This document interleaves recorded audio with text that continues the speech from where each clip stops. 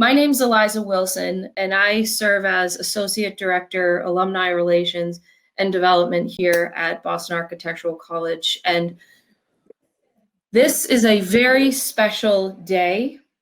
We started our first tradition celebrating Founding Week at the BAC. And of course, Founding Week marks the week that the BAC was founded as a club. Now 100, as I look, it'll be 130 years, and it's now 131. So we timed this perfectly for our 130 discussion.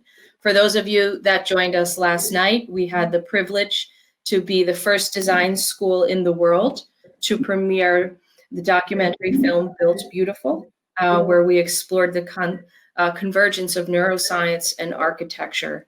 And so there was, for those of you joined last night, I don't want to spoil the film, but a piece about prisons. So we are here today to have this discussion. And at the BAC, we do have a reputation for convening meaningful discussions concerning real world wicked design challenges that need to be addressed. And it is my pleasure in this 1:30 discussion that we'll be having, and we'll be having a 1:30 discussion hour throughout the rest of the week.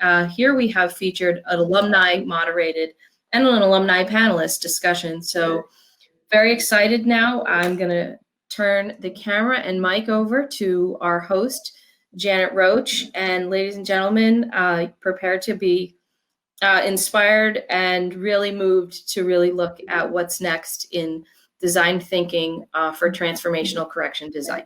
Thank you.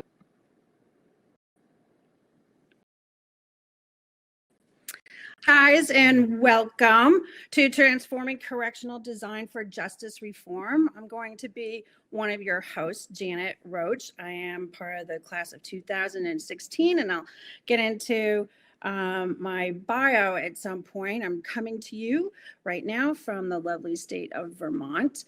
I'm honored to be here for the first of what the BAC hopes to be regular inspired talks over the years in the founding week of the BAC. We're going to showcase all different alumni and students and teachers and special guests about the inspiring work that they're doing, and that also includes yours truly right now. And we have Jana Belack, who is also an alumni for this particular panel. I also want to thank the leadership of President Mahesh Das and the office for coming up with this grand celebration this week. Eliza just said we went and we watched the film last night, which was a great kickoff for even our segment, which was Built Beautiful. That was the name of the film. And it was talking a lot about the neuroscience of the built environment. And we'll talk a little bit about science and what that means in terms of corrections and corrections design and justice reform. But we're going to add a little piece, which is going to be about trauma and what does trauma mean and how does that also affect humans within the built environment, and in this particular case, in corrections. So just want to do a couple little laundry pieces here. First of all, I have a big old card that says we might be having technical difficulties. So we all recognize that, I think, by now. This is the 8th month of going into the pandemic, and we are all very aware that sometimes things don't go as planned, but we will try to get it remedied as quickly as we can. But just so you know, it will be taped and it will be put on the BAC website at some point. And then also I will go in, I'm also the host of Inclusive Designers podcast, and it will be on our website as well, along with a whole bunch of list of links. I always say it's going to be out by Monday. I've done this before, and that's never the case. So look for it maybe in a week or so. So I'm just going to put that on out there as a disclaimer.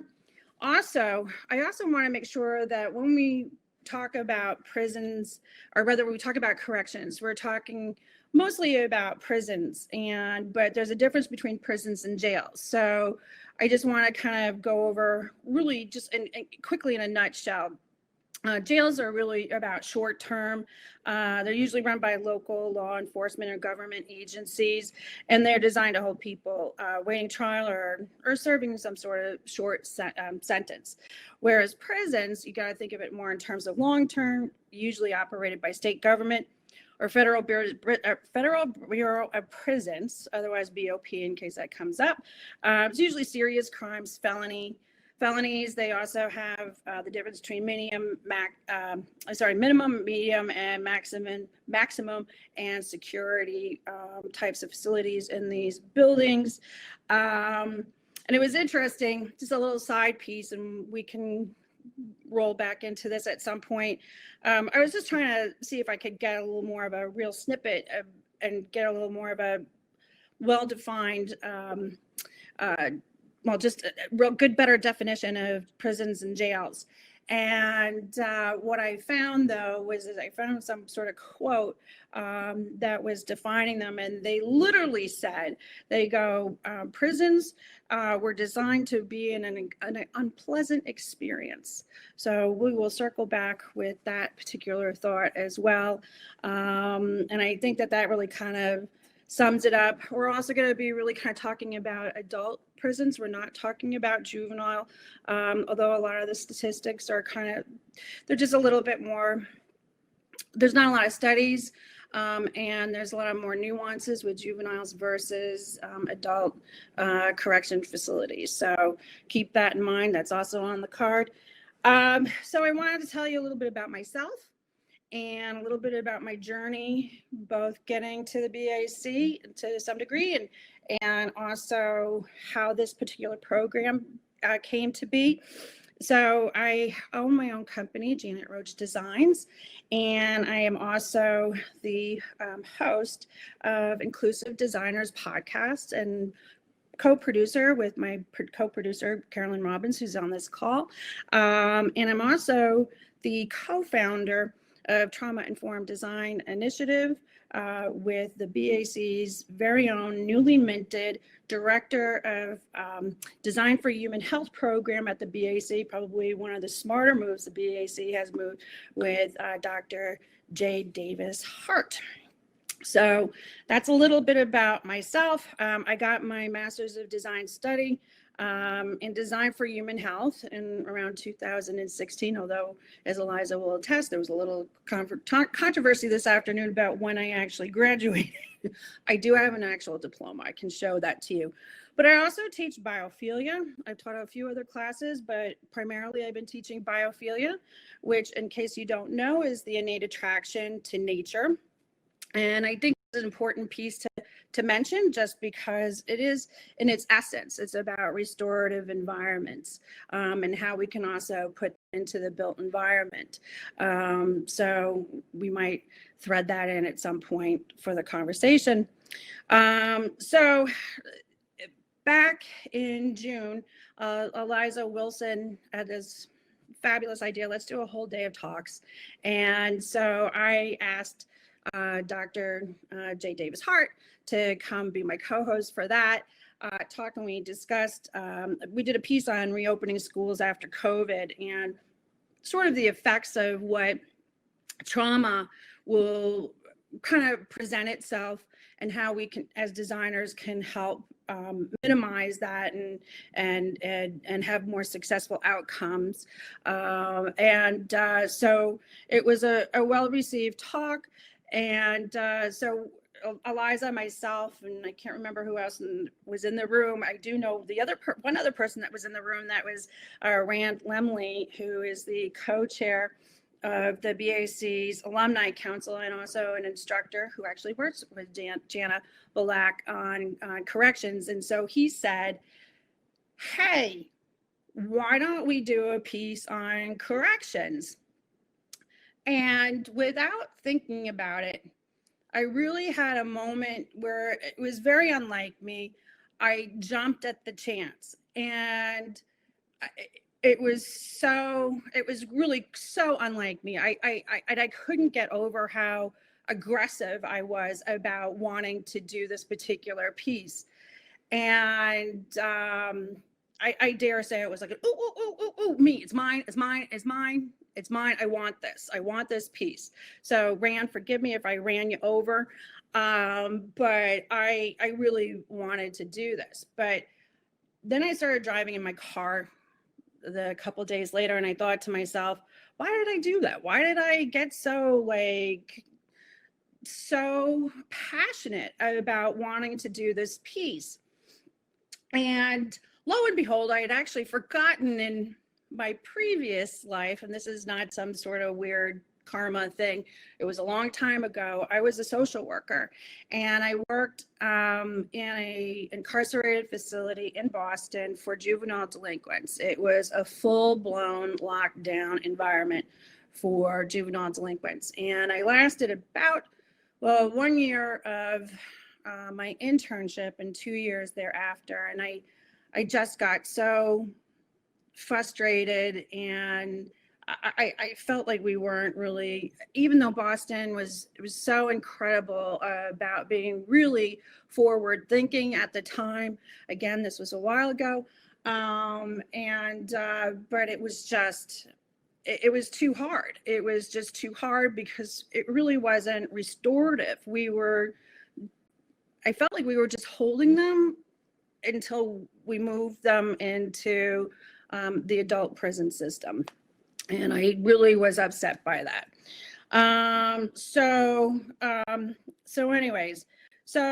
then fast forward, I was in the DHH program, and I remember very specifically as to where I was. And we were talking about the importance of light and air, and the whole program of Designing for Human Health is about just that. It's about human health. And I remember kept thinking, what about the prisons? What about the prisons? Because when I was working with the juvenile delinquents, we used to do part of that program. Some of you might remember it. It was called Scared Straight. And so we would take the juvenile delinquents and we would bring them into the adult prison system.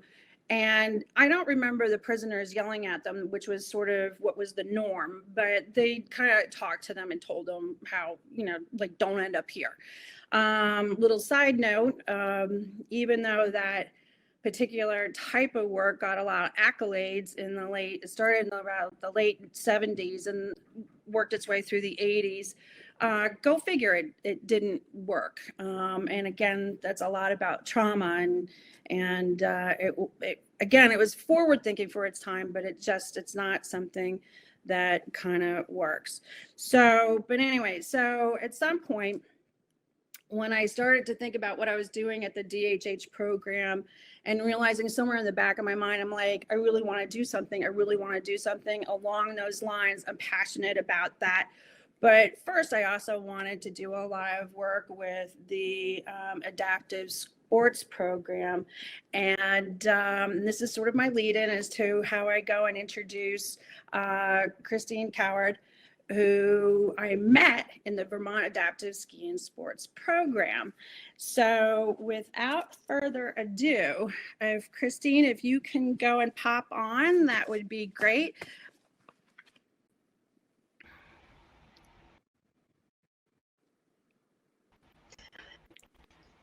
I'm very excited to be part of this talk today. Thanks for having me, Janet.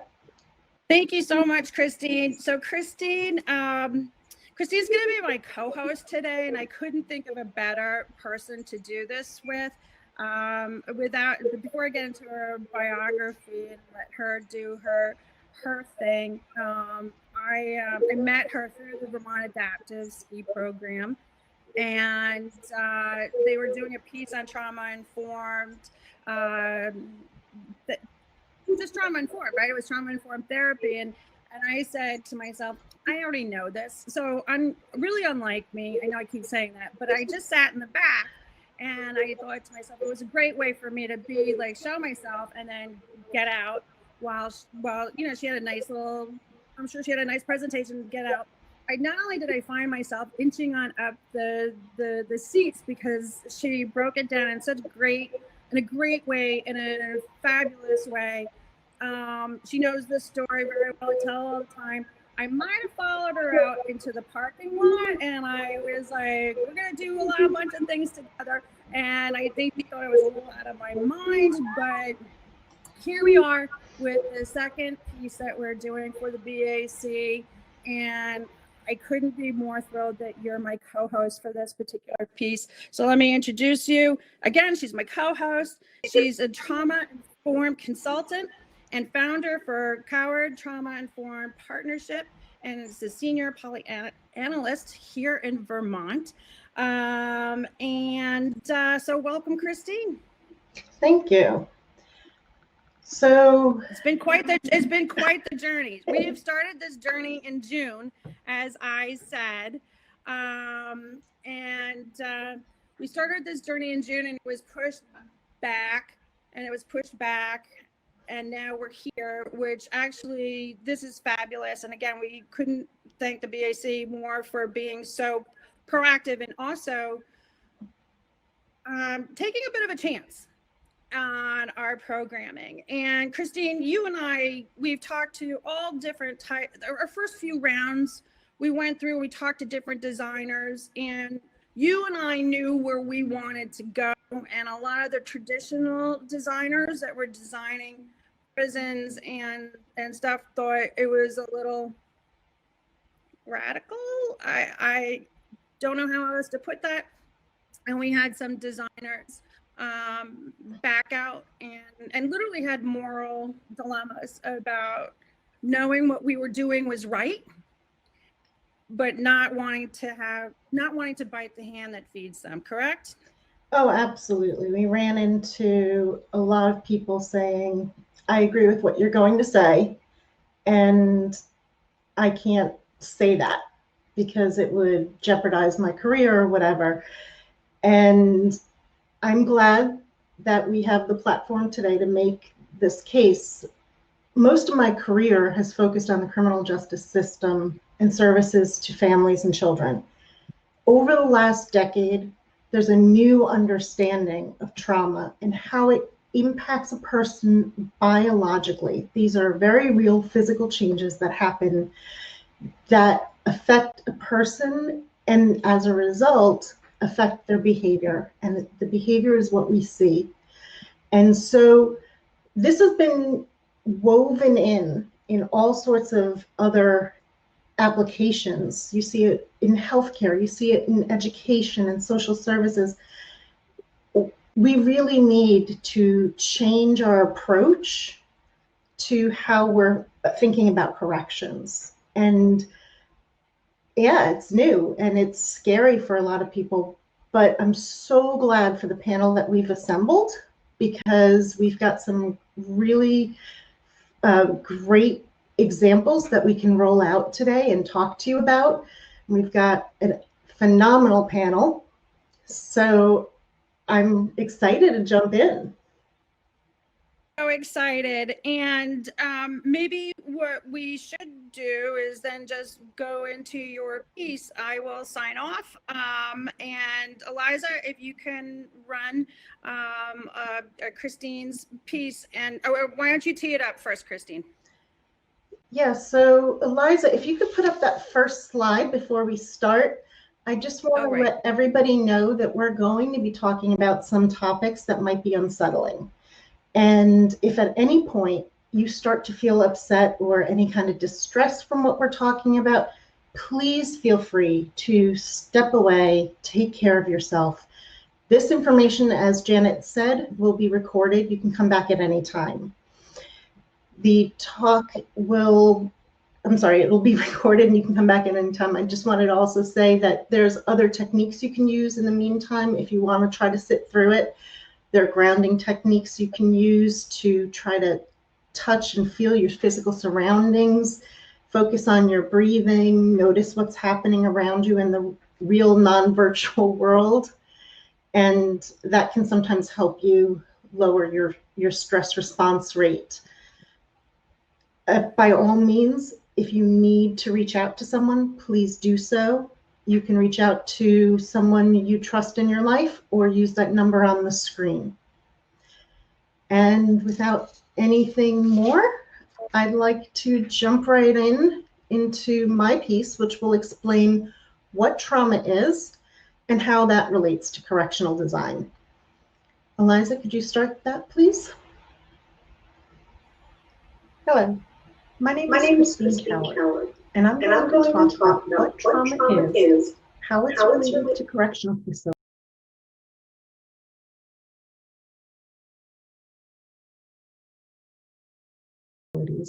and how we can use that knowledge to transform correctional design for justice reform.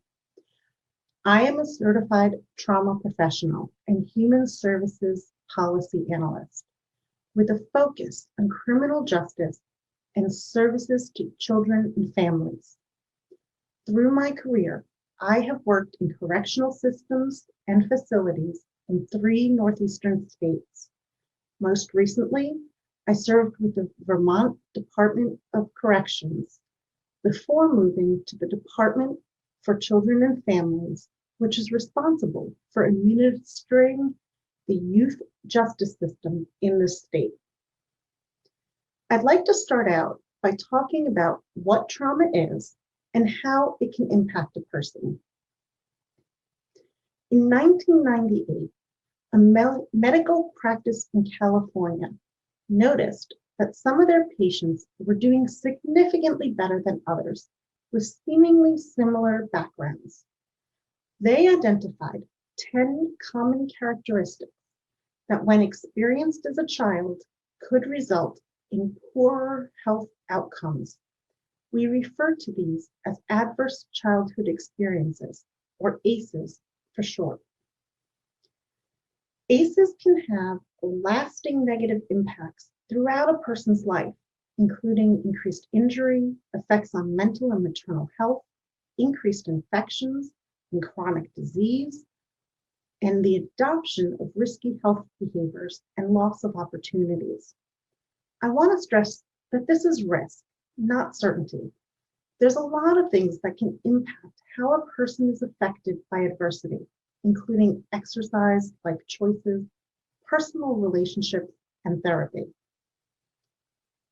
But as you can see from this list, the effects of these experiences is not just psychological. Having experienced adversity can quite clearly affect a person's physical health dramatically.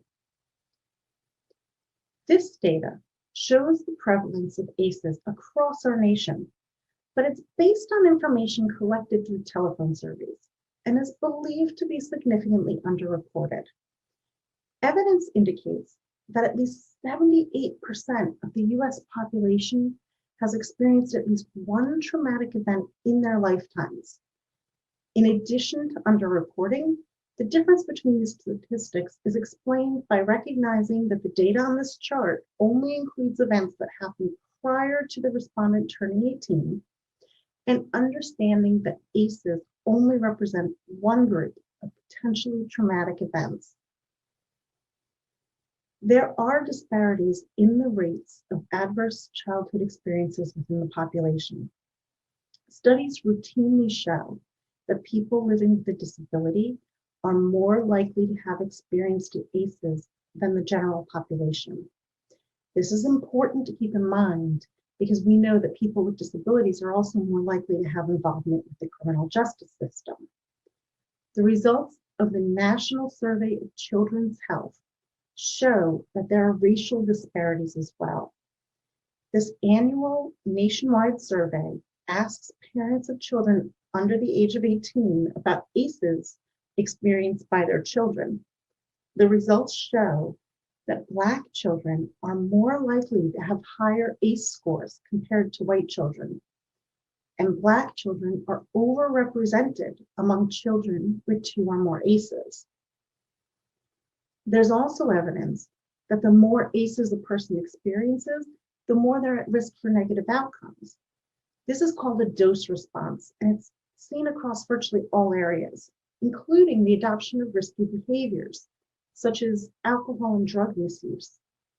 It's believed that individuals increase their usage of these substances as a means of self-medicating in response to the traumas that they've experienced. So if there other traumatic events beyond ACEs. What is trauma? The Substance Abuse and Mental Health Services Administration defines trauma as having three parts.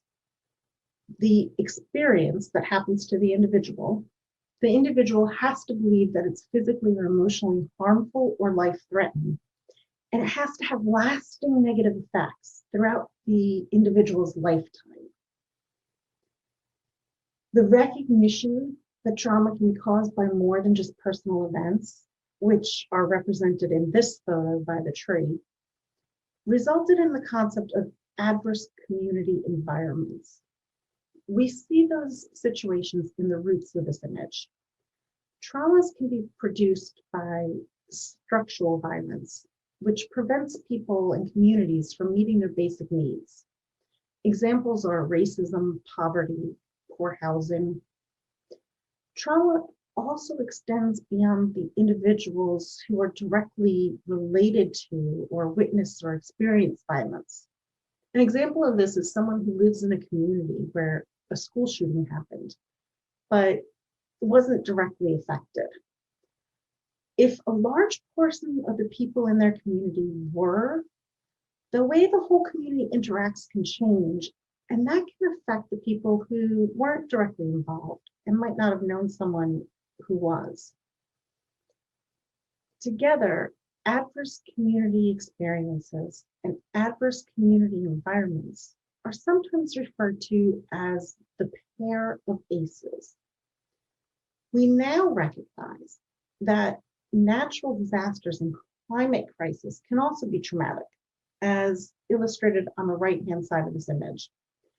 There are three realms of ACEs can create traumatic events that intertwine throughout people's lives and affect the viability of families, communities, organizations, and systems.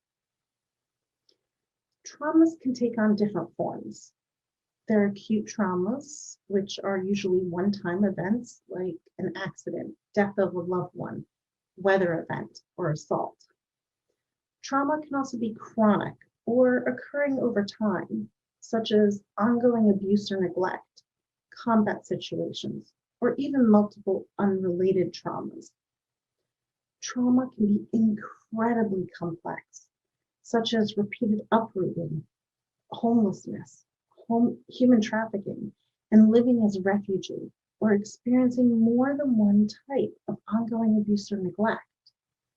And then there are system-induced traumas, such as the removal of a child from a family and placement in foster care, sibling separation, having to testify in court against family, and living in extreme poverty. We all experience stress in our lives. If I do the same thing over and over and never change things up, I'm feeling pretty comfortable, but I'm also not learning anything. I'm in my comfort zone. In order to learn something new, I have to step outside that comfort zone, even just a little. When I can do this with a feeling of relative safety, that's positive stress, and that's where learning happens. When those boundaries get pushed even more, and I start spreading further out and feeling as though maybe this wasn't such a good idea, I get nervous, my heart starts racing, I might get blinders or tunnel vision. I feel as though things might get really messed up, and I'm not happy about being in this position. But if it's relatively short-lived, or I have a person or two to process it with after, I might realize I'm relatively okay and came through it unscathed. I might even feel as though it wasn't so bad after all, and I could try it again. That might even make me excited, because next time I might not be so nervous, because I know I had a good outcome this time. This is called tolerable stress. It's when those boundaries get pushed even further, to a place where I seriously feel as though I can't handle it. There's no end in sight, or I feel as though my life might be in danger. I have no one to process this with afterwards. That's toxic stress. Toxic stress is the mechanism by which adversity becomes traumatic. Two people can experience the same thing, and it might be traumatic to one and not the other. Genetics has something to do with this because some people have a genetic makeup that protects them from anxiety and depression. But very frequently, the difference is whether the person has a supportive adult to rely on who can buffer the person from what would otherwise be traumatic. When your brain detects a threat, the amygdala, or survival brain, releases adrenaline, norepinephrine, glucose, and cortisol, and it revs up your body and your brain. It activates your fight, flight, or freeze response. At the same time, the prefrontal cortex, or thinking part of your brain, assesses the threat and either turns up or down that response. Following trauma, studies show that the amygdala is hyperreactive and the prefrontal cortex is less activated. So that can result in the person experiencing hyperarousal, hypervigilance, and increased wakefulness and sleep disruption. In addition to changes within the brain, experiencing toxic stress can result in other physical changes to a person's body. This image shows some of these physical impacts, and I'd like to highlight that there's emerging evidence that suggests that changes to genetic markers may be passed down from generation to generation. That could be one of the causes of what we see as intergenerational trauma.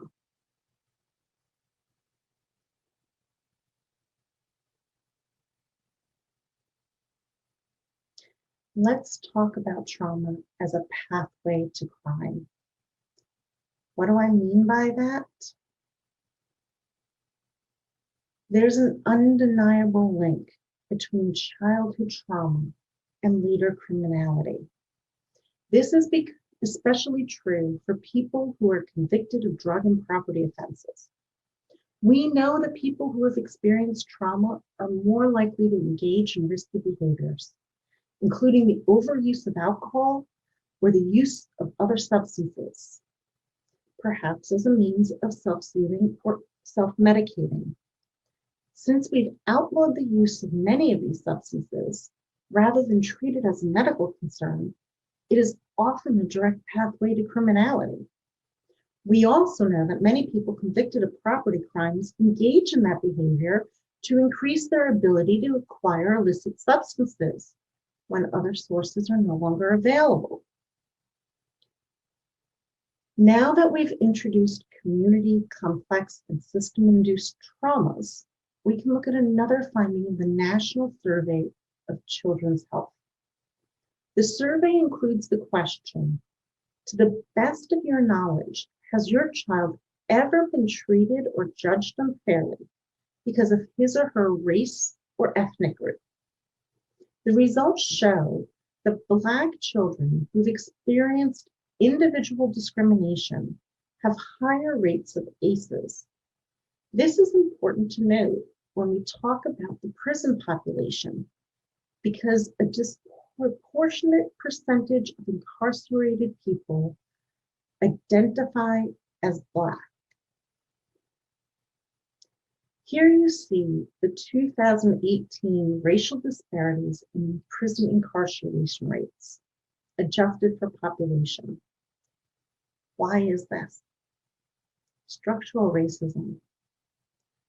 We already talked about how people of color are more likely to experience adverse childhood experiences, and that community factors such as poverty, involvement in the child welfare system, and experiencing racism can be experienced as trauma.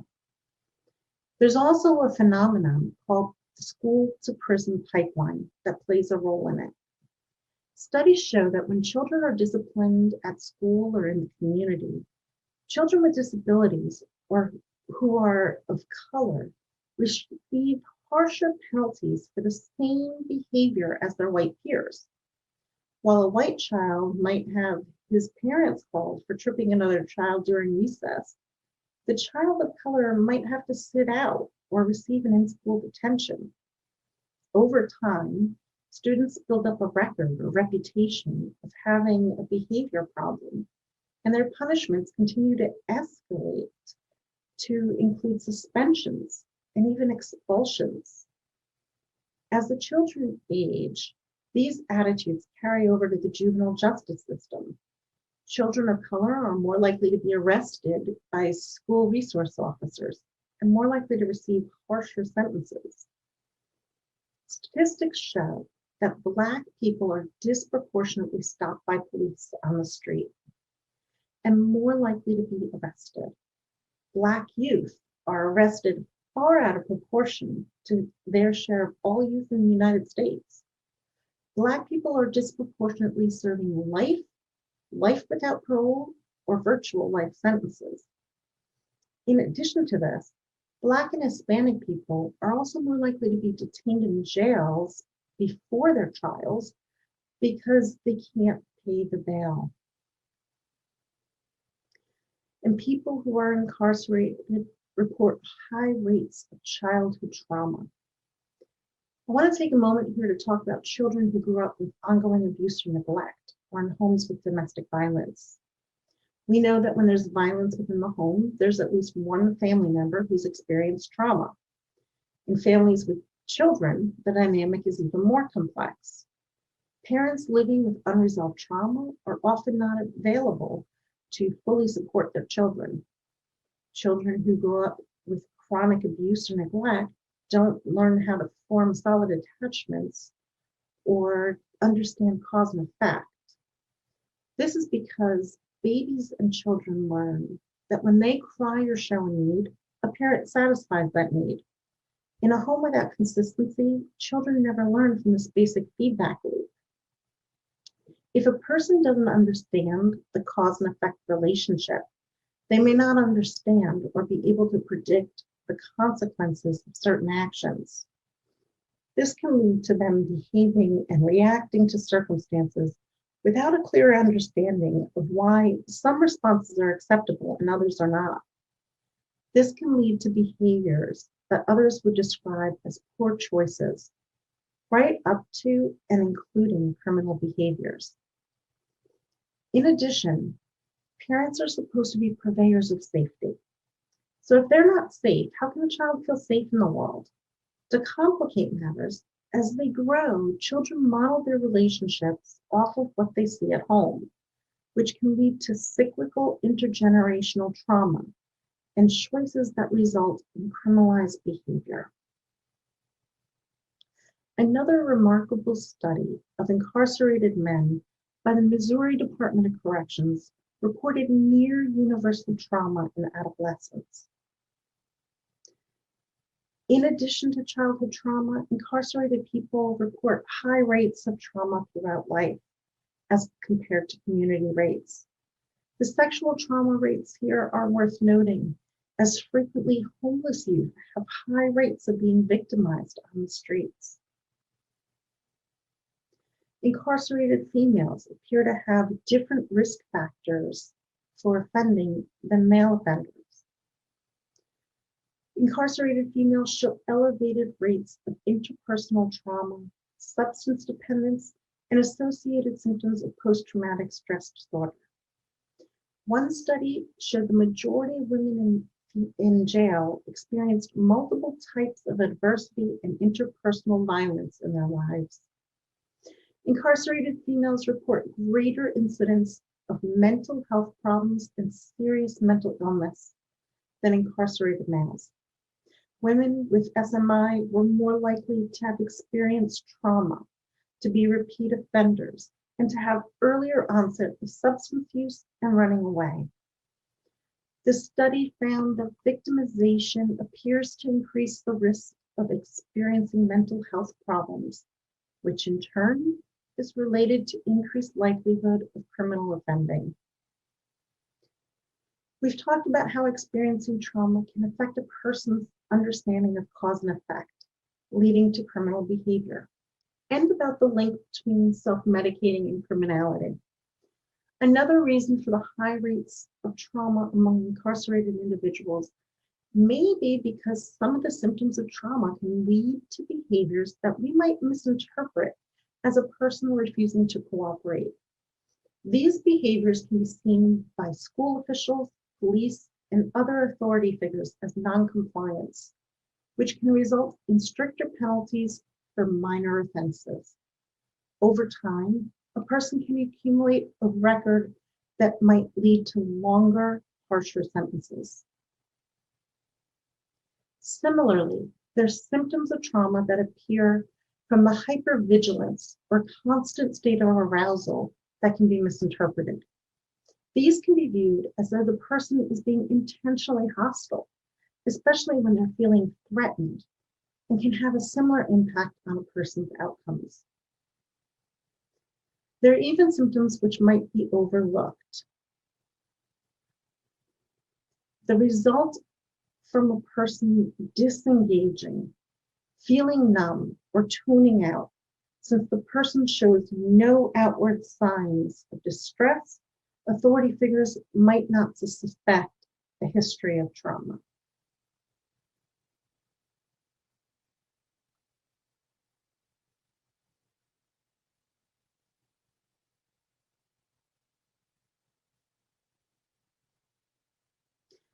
Now that we understand trauma as a pathway to prison and its prevalence among inmates, we need to talk about the prison environment itself.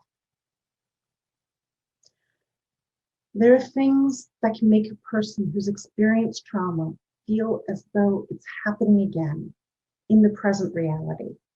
These are referred to as triggers.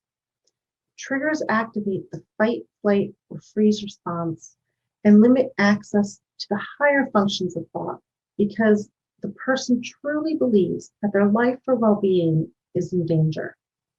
Common triggers include unpredictability, sensory overload, feeling vulnerable or frustrated, confrontation, or experiencing something that reminds the individual of a past traumatic event. Most, if not all of these, are commonplace in traditional correctional facilities. Common triggers in correctional facilities include constant lighting, never being able to get a good night's sleep. Imagine how that would affect your feeling of well-being and your ability to regulate your emotions and interact in a calm manner.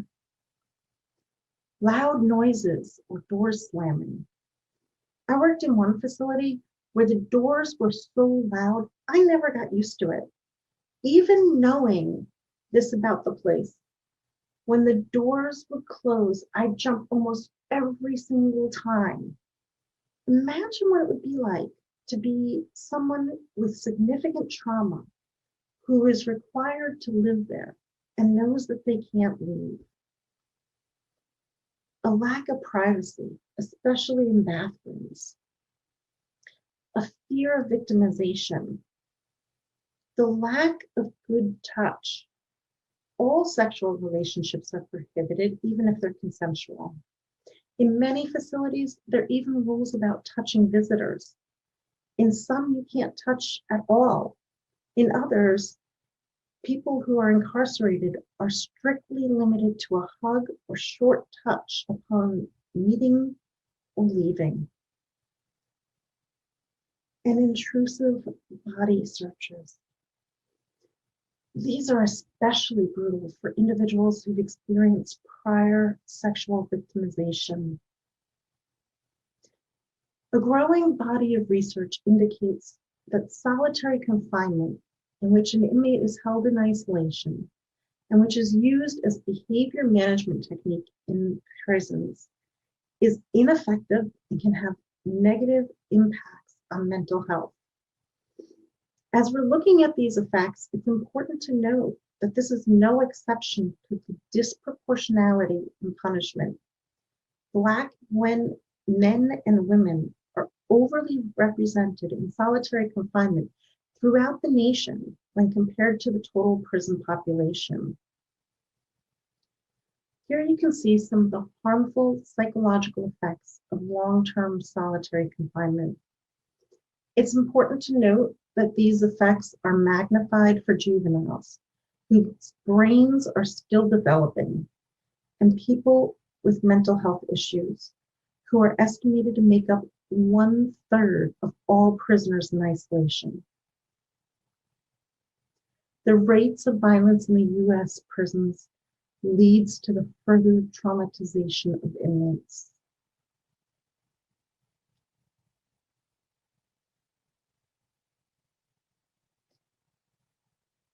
Incarcerated persons may also be pressured to commit crimes while in prison.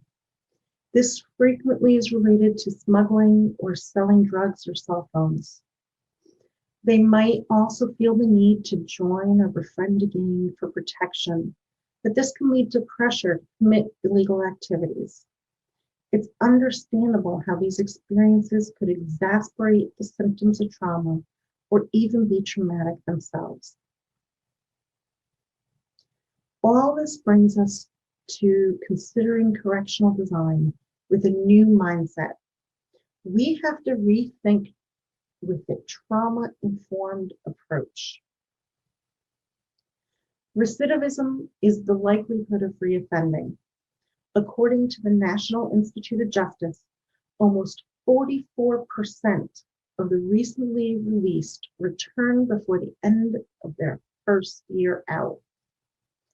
About 68% of individuals released in 30 states in 2005 were arrested for a new crime within 3 years of their release, and 77% were arrested within 5 years, and by year 9, that number reached 83%. In 2004, 17% of the people incarcerated in state prisons and 18% of people in federal prisons said they committed their current offense to obtain money for drugs. Statistics show these are typically property and drug offenses not related to violence. We know that drug use is linked to trauma, which prisons worsen. And we know that incarceration is not an effective deterrent against future crime. So it seems we need a new approach for nonviolent and drug offenses. Restorative justice emphasizes repairing the harm caused by criminal behavior. It's best accomplished through a cooperative process that includes all stakeholders. This can lead to a transformation of people, relationships, and communities. When compared to traditional criminal justice responses, restorative justice programs show promising results of being more effective at achieving victor offender satisfaction, offender compliance with restitution, and decreased recidivism of offenders. We talked about the possible impacts of trauma. We also mentioned that just because a person experienced trauma does not mean they will experience the negative outcomes or risks associated with that trauma. Resilience is a person's ability to overcome serious hardship. And building a person's resilience is the #1 way to protect against the risks associated with trauma. A person's resilience can be built up over time through consistent supportive relationships and spending time in the positive and sometimes tolerable stress zone. As opposed to prisons which amplify existing and add new traumas to people incarcerated, the practice of restorative justice work to build their resilience, which can interrupt an impact of past traumas by lowering the individual's stress response and giving their system a chance to rest. And in this state, that healing can happen. So in implementing a new mindset for justice, you must work on prisons. I implore you to mitigate or eliminate as many of the triggering aspects of correctional facilities as possible. However, I urge you to think about correctional design as designing new restorative spaces, not prisons, for it's here that you can make the greatest impact.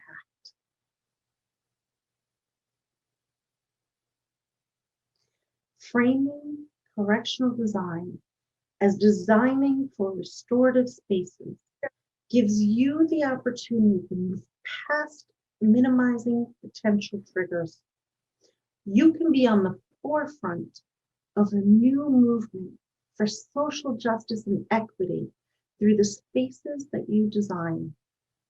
In creating spaces in which healing can happen, you can be part of reducing recidivism, building resilience, and providing a previously elusive sense of physical and emotional safety.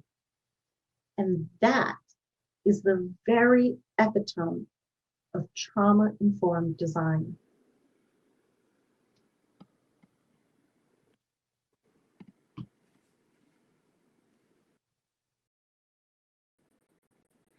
Christine, that was wonderful. Yeah. As always, you're able to break it down in these beautiful, easy to understand, bite-sized pieces that are just, it just makes it so accessible and understandable. And so for that, I thank you. I'm always struck and always a little heartbroken every time I read the recidivism rate. You know, the 44% in 1 year, 76%, I think it's 76.6% in 5 years, and 89% in 9 years. And so clearly what we're doing is, at the moment, what we're doing is wrong. We go into some of the history of it next, and I'll let you introduce Jana, but it's really hard to swallow, and clearly what we're doing is wrong. Do you have any parting words in terms of design, those triggers? I know you always talked about the doors. Maybe you want to start with that.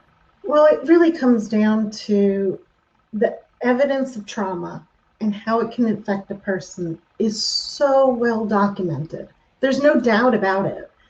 Trauma-informed approaches are being integrated, as I said earlier, in all sorts of other fields where we're dealing with humans in health, education, social sciences, and services.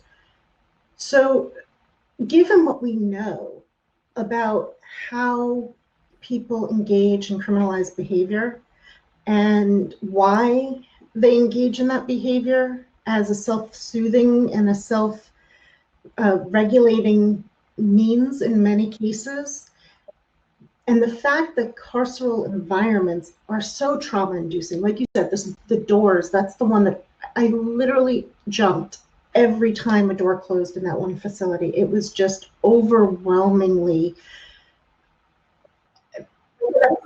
And any time, I mean, you don't even have to have been in a prison, and all you have to do is watch a TV show. You know that iconic, clang of the door.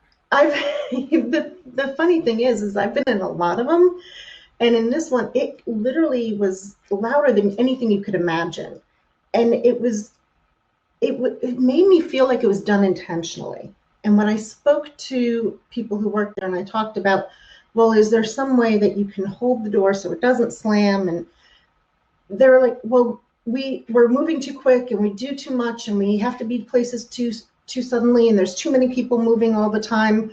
It just doesn't make sense. But to get from one part of the facility to another, you had to go through the central operations center. So you couldn't really move about in your day-to-day life if you were living in one of these facilities without having to go through these doors constantly. And it's just a constant reminder of where you are, and that it's oppressive, and it just weighs on you. And so given everything we know, as I was saying, of why people are there, what the environments do to a person, how that would affect your hypervigilance and your inability to turn off your stress system and just reduce your stress and really be able to bring that down and be able to control your emotions in a way that we would expect a person to, especially to show that, yes, I'm okay to be released back into society. There really is no reason for us to continue building prisons as we know them to exist.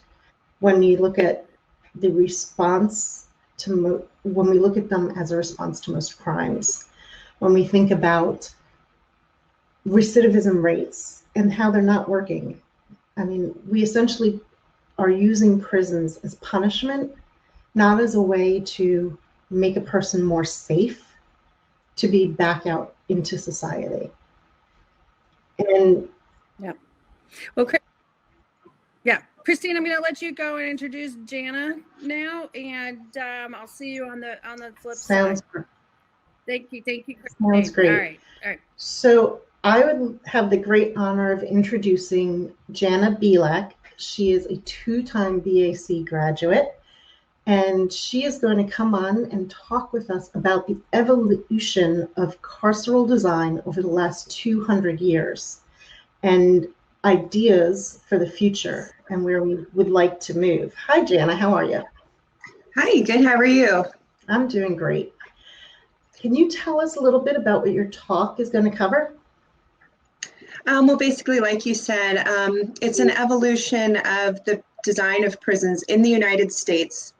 Over the past 200 years, we've seen several times of reform, and these reform theories were greatly reliant on the architecture to fulfill the theories.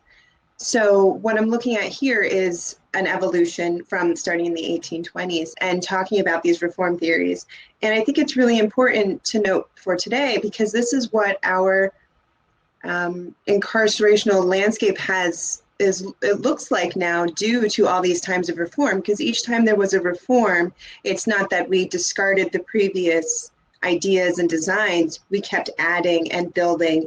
And this has led to us having over 2,200 prisons, federal and state prisons in the United States. And through the presentation, you'll see the different examples of this.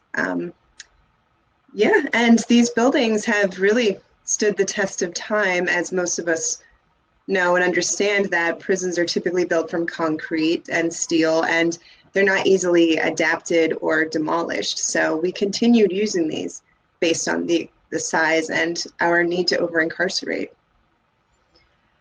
Yeah, it's a shame that it hasn't changed much, and It really is. I'm really excited to see what you have to show us. So why don't we jump right in? Sounds good. Hello, everyone. My name is Jana Belack, and I'm here talking about transforming correctional design for justice reform. A little bit about me. I am a lead designer at Place Taylor here in Roxbury, Massachusetts, and a 2-time graduate of the Boston Architectural College. In 2010, I graduated with my Bachelor's of Design Studies in Sustainable Design, and then I went on to complete my Master's of Architecture in 2016 after completing my thesis, A Women's Prison, Communities for Incarceration, which was focused on creating uplifting and supportive community settings for women and their children to end the cycle of incarceration. In 2017, I was honored to be named the John Worthington Ames Scholar, which allowed me the opportunity to travel to the Scandinavian countries of Finland, Sweden, Norway, and also Ontario, Canada, to experience their positive approach to incarceration. Bringing this knowledge back to the BAC, myself and my co-teacher, Randa Lemley, created the design workshop Design Convicted, which teaches students through mixed media the past, present, and hopeful future of life without prisons, and instead restorative justice practices. The most beautiful experiences we have had teaching this topic are when you see a student's perspective on incarceration change once they gain an understanding of the negative impact this has on individuals and society as a whole. At least 2 of our students went on to further explore incarceration through their master's thesis projects, and this is an incredibly rewarding experience. What I'm here to present today is a brief overview of the evolution of reform theories and the designs which carried out those ideas over the past 200 years in the United States. Because in order to move on to a successful future, we need to understand the failures of the past and to also understand what we are working with, because many of these buildings are still in use today. Prior to the 1820s, jails in the United States were single-room spaces where men, women, and children were all housed together without guards, resulting in complete disorder. Food and clothing was also not provided. To alleviate these miseries, society looked to the penitentiary ideas of routine and structure for reform. As the penitentiary model proved unsuccessful by the 1860s, new ideas reform based on sociology and psychology were experimented through the reformatory. The Panopticon, which was a design by English philosopher Jeremy Bentham in 1791, was first constructed in the United States in 1922. And in the 1970s, we briefly see correctional centers brought into the urban fabric to reduce the travel from distant prisons to the courthouses in the city. And now here we are at 2020, when our incarcerated population is over 1.4 million. It is time for another reform. Two other times to note here are in the 1930s, we see security classifications established, the minimum, the medium, the maximum security, all established by the crime committed. And in the 1980s, we see the prison population skyrocket through the war on drugs. The war on drugs was meant to target the kingpins of the drug industry, but in reality, this targeted the low-level offenders of impoverished communities, disproportionately affecting Black and Brown people. The 1820s saw the emergence of the penitentiary. This was based on reform ideas of the Pennsylvania separate system and the Auburn congregate system. Although they were rivaling designs, they had the common theory that routine and structure would alleviate criminal behaviors, and they sought to do this through silence, obedience, and labor. First, looking at the Pennsylvania or the separate system. This was based on continuous solitary confinement, labor in the cell, strict silence, and they were to seek penitence from God for their criminal behaviors. The offender would remain in this space for the entirety of their sentence. As you can see in the diagram below, this is a layout of what the individual cells looked like. The doors were low, so they had to bow before walking into the space. There was a skylight above where they would look up to God and seek penitence. To the left, we see a realized version of this cell in the Eastern State Penitentiary. And again, you can see here the skylight, the small door, and for the first time, we're seeing heat and plumbing in a prison facility, which is very uncommon because even in the White House at the time of the construction of the Eastern State Penitentiary, they did not have plumbing and heating. The Pennsylvania system was realized at the Eastern State Penitentiary in 1829. As you can see in the floor plan to the left, architect John Haviland arranged the solitary cells and outdoor spaces in a radial pattern. The pink wing notes where now female offenders are being separated from the males. To the right, we see what the Eastern State Penitentiary looks like today, as is now a National Historic Landmark. The original plan called for single-level floor plan so that each individual cell would have a skylight and an outdoor space. But due to overcrowding, by the time of construction ending, they added additional wings of 2 or 3 levels to house additional offenders. Now looking at the Auburn or the congregate system. This was based on solitary confinement at night, congregate labor during the day, and a strict rule of silence similar to the Eastern State Penitentiary or the Pennsylvania system. Because of this new program, the individual cells were allowed to be much smaller because the offender would only be in here at night for sleep, and they would leave for the day to go work in groups. The images shown here are from Kingston Penitentiary in Canada, which is a replica of the Auburn system. To the left is a replica in the museum showing what the original cells would look like. But by 1895, the single cells were expanded and 2 individual small cells were made into 1 cell, expanding them to 7 feet by 7.5 feet. To the right, we see a corridor in front of the cells showing how light got into the spaces. And you can see in the ceiling where it is ribbed that each rib was an individual cell. We first see the Auburn plan realized at the Auburn State Penitentiary in New York. Prior to the Auburn system coming to this prison, we had a 1-room jail which housed men, women, and children. But in 1821, the Auburn system of the rectangular prison was built on this site. Similar to the Eastern State Penitentiary, we now see women being separated from men, but in a different way. At the Auburn State Penitentiary, women were housed in cramped attic spaces with the windows blacked out so they could not spread their deviant behavior to those on the outside or the other men within the facility. Women were seen as the double deviant at this time because not only were they committing crimes, they were not upholding their duties as a woman. The successes of the penitentiary are few. Violence is minimized by separating individuals into their own cells, but it was not eliminated. Violence occurred when the rule of silence was broken and physical punishments happened. Although basic life needs were met at the penitentiary, food and clothing were provided, and heating and plumbing was provided at the Eastern State Penitentiary. The failures are more common. Long sentences quickly led to overcrowding. Violent punishments were common due to past theories that punishment would alleviate criminal behaviors. The design of the spaces caused severe mental, emotional, physical degradation, most notably through the use of solitary confinement. And what resulted, there was no effect on crime rates. Nothing was actually done to promote reform in these facilities.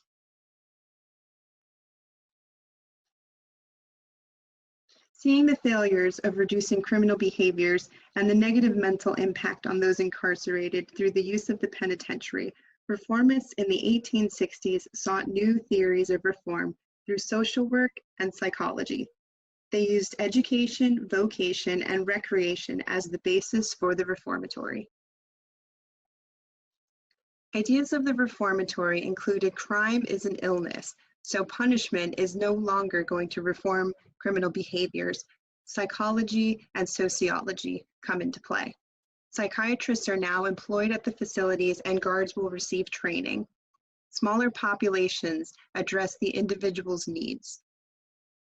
Design is meant to simulate a home life and a life outside of prison, connecting those with society. Nurseries are now common in the women's reformatories so that the children stay with mothers and maintain familial bonds. There are no walls, fences, or security devices. Now we are also seeing that those incarcerated have a voice in how it's operated because they elected offenders within the facility to speak for them with guards and caseworkers when making decisions. And now indeterminate sentencing is also a new theory. Release is based on achievements and self-improvement, not a specified amount of time. The reformatories for men were commonly called community prisons, and a great example of this is the Norfolk Prison Colony from 1932. This was a college campus style design where there was dormitories rather than cells, an outdoor quad, auditorium, and classroom learning very similar to a college campus. The smaller populations of 50 men per dormitory allowed for individual needs being addressed, and there was no walls, fences, or security devices. The Norfolk Prison Colony still operates today, but it is now the Norfolk Correctional Center and is very common to a modern prison. A great model of the reformatories for women were the state farms, a great example being the State Farm for Women at Niantic in Niantic, Connecticut, opening in 1918.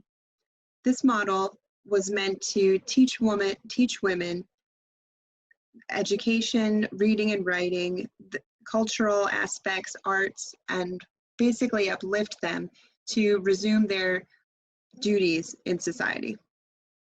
This was a cottage-style design, a self-sustaining farm where the women gardened and basically grew their own food and maintained animals. There was a nursery in this facility for the women to stay with their children to maintain those familial bonds. And again, there's no walls, fences, or security devices. They strongly urged a connection to nature with the adjacent lake, Bride Lake, which was located beside this prison, where women often swam and used for recreation. This prison is still in operation today, but it is now called the York Correctional Institution, and similar to the Norfolk Prison Colony, it has transformed into a modern prison. Here we see the floor plans for the State Farm for Women at Niantic. The second level shows individual bedrooms for the 21 females who would live here. And on the ground floor, we see common spaces of a kitchen, dining room, and living room, which would simulate their home life. The successes at the reformatory were many more than at the penitentiary.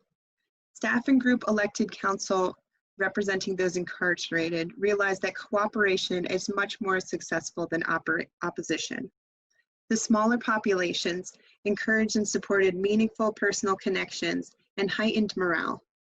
There was more opportunity at the reformatory for education, training, recreation, and varied treatment programs, which addressed individual needs and created opportunities post-incarceration.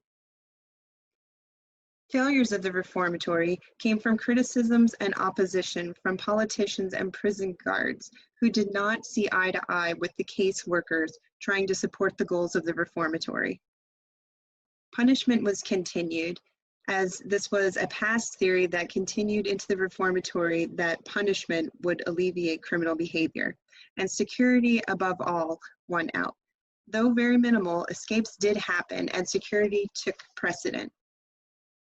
And all in all, without all of these theories of the reformatory being supported, the whole system failed.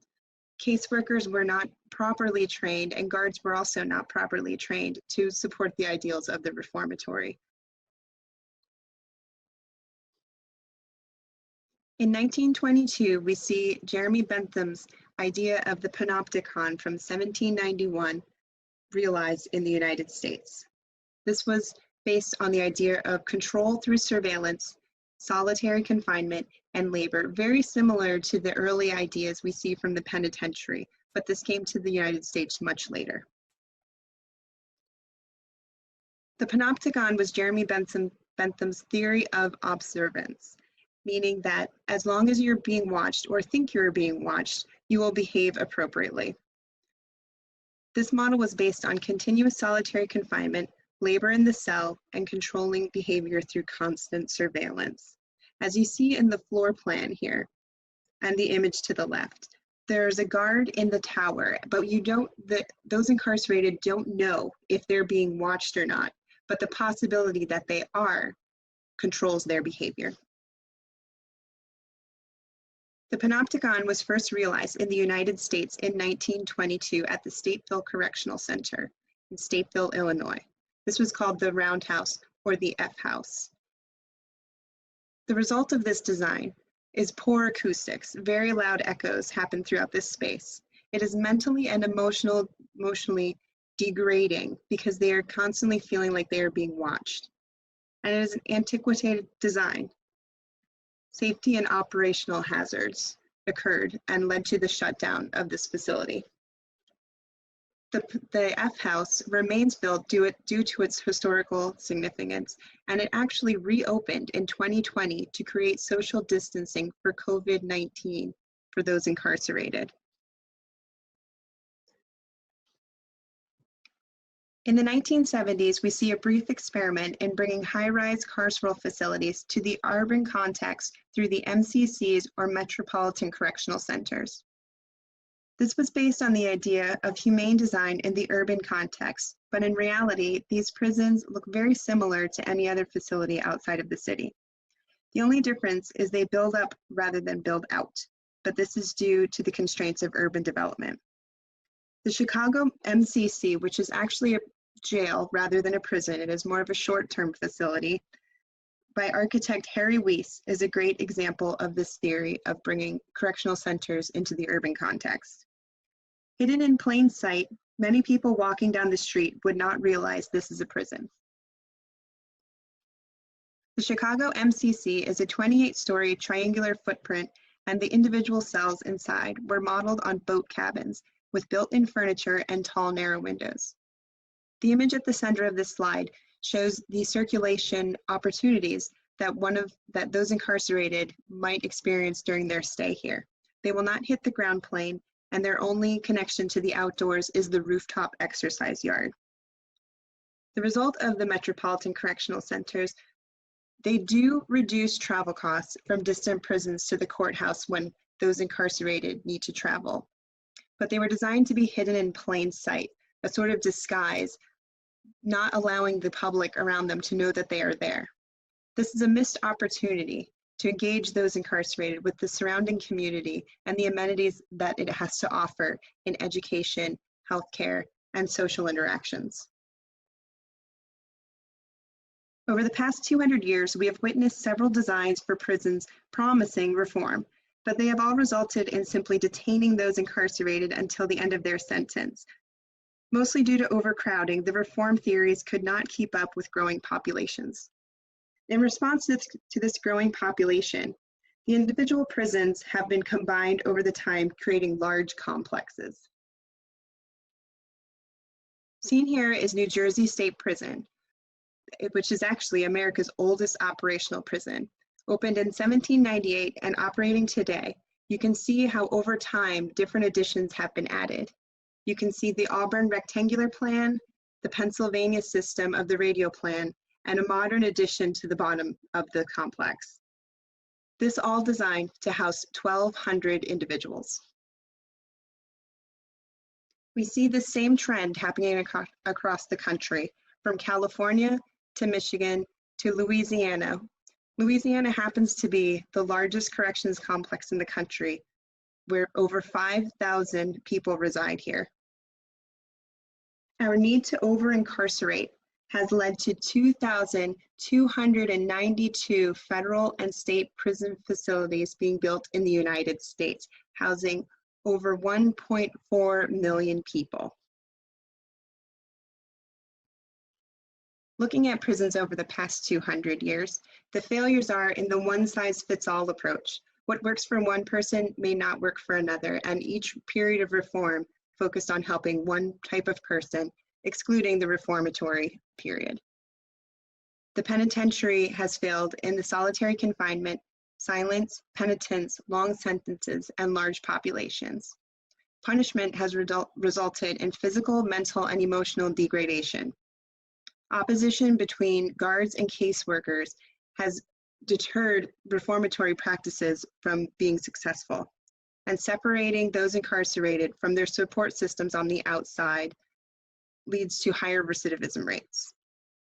The successes, though minor, the lowered amount of violence from separating individuals into separate cells and meeting basic life needs, food and clothing being provided, but the big successes over the prisons of the past 200 years came in the reformatory ideals: joint responsibility, individualized programs, small populations, positive spaces, opportunity, variety in program and design to fit more than just the one-size-fits-all, heightened morale, and addressing the traumas of criminal behaviors. Reform now. It is 2020 and we are looking for new ideas of reform. So why don't we learn from the past, take the successes and get rid of the failures, revive and modernize the reformatory theories. Creating community-style settings rather than isolating institutions will reflect the successful aspects of the reformatory, but we need to ensure proper training for staff and commit to the goal of addressing individual needs rather than strict security. Ideas we can take from the reformatory are joint responsibility, so everyone has a say, individualized programs to address each person's needs, self-improvement, small populations, connections with society are critical, and also is variety. Aspects for the design will include simulating a community modeled on the world outside of prison to alleviate the need to integrate with society upon release. Continual support during and after incarceration, and indeterminate sentencing, release being based on achievements. All this can be done with cooperation and respect between all parties involved. One very difficult aspect we have to overcome is the separation we have created between carceral facilities and society. 53.2% of those incarcerated are 100 to 500 miles from home. Of those people, 25.9 will receive visits. According to the Minnesota Department of Corrections, the average recidivism rate after 1 year of release is 43.3%. We can see a reduction of 13 to 25% in this recidivism rate when visitation from friends and family occurs.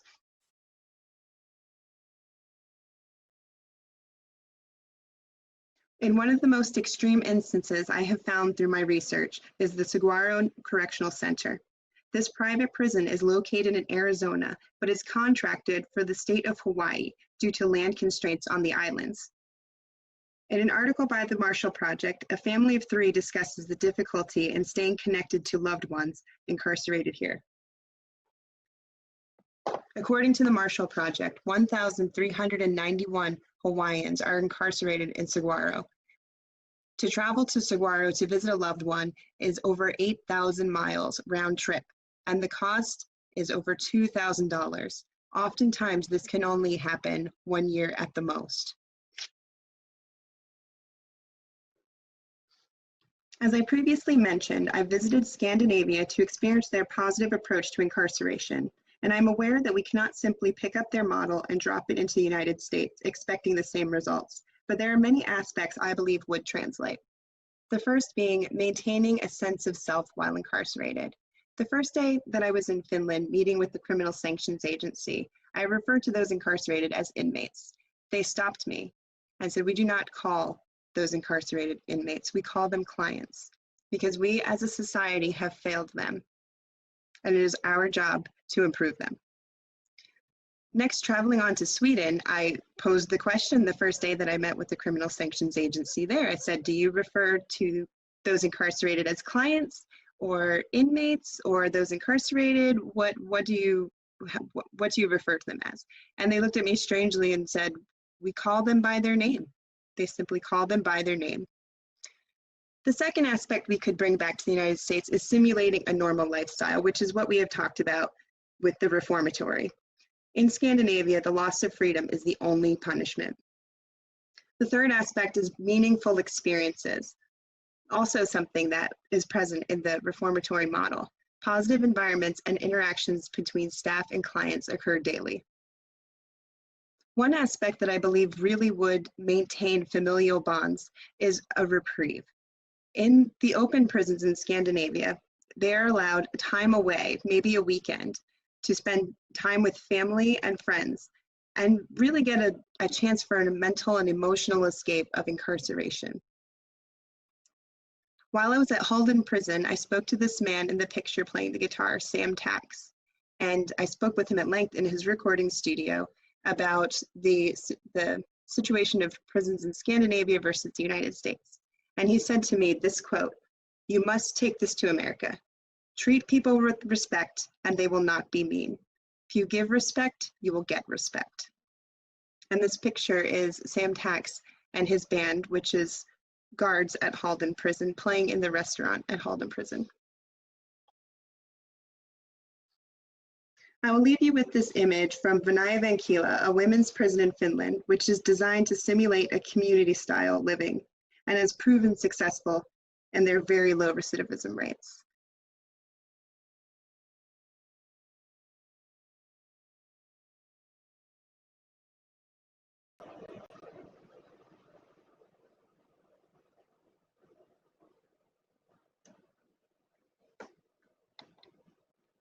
That was terrific. I love it so much. I know we're kind of battling a little bit of time here. First of all, I just wanted to say that the Auburn congregate system, I mean, that picture of the man in that jail cell, I mean, he could barely move his elbows. It gave me a little bit of a panic attack. I don't remember seeing it in our practice runs, and or maybe I just didn't want to see it. I like I said, I had a real visceral reaction, and been reading some of the comments, and in the reformatory part, really we were moving in the right direction, and then for some reason we got distracted, and here we are now in 2020, and I really think that the whole Scandinavia piece is so important. And just a little side note for all you people is that Jana and I might be going in 2022 to Scandinavia with some students. We're going to use our well-deserved vacation breaks to look at prisons and maybe a couple of Dements Awards. But I think it's really fascinating that they call people by their names, or they call them clients. And that picture, you really have to look hard at that picture with the musician. I mean, it looks like that would be at like your like a normal like country club, right? Oh, yes. It's a gourmet restaurant because they have a that's one of they focus on classes and training that really apply once the clients are outside of prison, because you know these skills they need to get a job afterwards. I mean, it's almost, I didn't, again, saw your presentation before. It wasn't until I was making the connection. I said, holy smokes, I see a china cabinet, I see wallpaper, I see a chandelier. Like, okay, we are way behind. Is there any last minute? Yeah, is there any last minute? Well, oh, and also in the feed, I just want to quickly add before I introduce Dana, and then I want your feedback real quick, is the thing that I, again, looking at your piece prior, it struck me was the people going from Hawaii to Arizona. It's a plane ride over the ocean, and I think in order to help to keep recidivism rates down, I don't understand where the disconnect is. I feel like that's sort of prison 101 or human being 101. I don't understand why that seems reasonable. Well, it's all money driven, really. There's not enough space on the islands, and they don't want to use the space to build a corrections facility, and there's plenty of space in the mainland, and there's a private prison there that will happily take the money. It's all money driven. Yes. Yeah, so we have to look at that. Thank you so much, Jana. We'll bring you in again later for some question and answer period. Thank you. Thank you. And next up, we have Dana McKinney, and Dana is quite accomplished. We're very excited to have her. She's an architect and urban planner and advocate, which, I mean, check all those boxes. She graduated from Princeton with an AB in architecture. She has her master's in architecture and urban planning from Harvard Graduate School of Design. And what is also kind of fascinating about it, she's founder of Black in Design Conference, and as well as Map the Gap and African American Design Nexus. So welcome, Dana. Did I get that all right? Okay. Oh, we just lost her. Come back. Oh, no. And Can you see? there you Okay. go. Okay. Okay, good. Okay. So I did good, right? Thank you. Okay, great. So thank you so much for being here. I'm going to allow you to do your Mhm. thing, and I'm gonna check Okay. out. So I'll talk to you Awesome, later. thank you. Thanks. Bye. Bye. And so if you guys can just bring up the slides. Great, thank you. Before I get started, I just kind of want to introduce how I kind of fit into this conversation. While I was doing my master's at the GSD, I decided to study the carceral system as my focus for my thesis, my architecture thesis. Having been working a lot in advocacy in Black Lives Matter and in the NAACP and in the city of Boston, I really wanted to focus on something that was extraordinarily emotional, relevant to me and my own family's legacy and history, as well as something that I think would challenge myself, but not just myself, but also the university to look at issues that are kind of more socially oriented. And so this is my thesis from that time called Societal Simulations, a Carceral Geography of Restoration. Next slide, please. So I wanted to go to the city that inspired me to become an architect and urban planner in the first place, which is Newark, New Jersey. Newark sits about 9 miles from Manhattan, just for context. And it's a historically Black and brown city, also known as the Brick City. Good, next slide. So this is the home that my mother and her siblings and my grandparents grew up in. It's in a very nice neighborhood with tree-lined streets. It's near one of the city's more major parks. However, as a child, I would go back and forth from my house growing up in Connecticut to this home in New Jersey. And to get to this house, when you get off the highway, you have to go through a city that is otherwise heavily blighted. And seeing that sort of discrepancy between the environment that my grandparents were in, the one that I was in at home, and the ones that just immediately surrounded their little haven, it really inspired me to look into architecture and the interface of architecture and planning. Next. So why Newark? Newark to me is sort of the telltale story of industrialized cities, or post-industrialized cities rather. And so the city, like many others on the East Coast, really became to diversify in the 1900s when there's a huge influx of immigration from Europe. And so this is just a map showing the different sort of ethnic racial pockets that started to establish over the city in that time period. Next. At one point in the 1930s, 1940s, the city really started to become like a bustling hub and almost served as a twin city to New York, really supporting financial services, especially such as insurance. And it also had one of the largest ports in the country. Next. However, like most American cities, Newark was, I guess you can say, influenced by redlining. And so there were significant swaths of the city that only white residents were able to acquire property on, and most Black and brown residents were then relegated to sort of these outer corners of the city. Next. In 1967, similar to other major cities at the time, there was a series of race riots. The main one took place over 3 days and resulted in significant damage of the downtown center, which again was sort of this twin to Manhattan. And as you see in the next slide, it really resulted in significant white flight. And so what's sad about Newark is that it used to have like a huge amount of diversity across like ethnic groups from Europe. You had Blacks and browns people, but after that point, there was a significance of white flight. Going on to the next slide. And with that came sort of the incarceration of this urban condition itself. This is an example of a public housing development in the city, not too far from downtown. If you go to this development, there's one way in and one way out. The entire development has other gates though, all of which have been padlocked closed. So you would imagine this could have numerous implications in terms of fire hazards and life safety, but instead this is how they treat a lot of the low-income residents. Next. There has been a lot of significance of blight, such as fires and graffiti, and homes like this are spread throughout the entire city's landscape.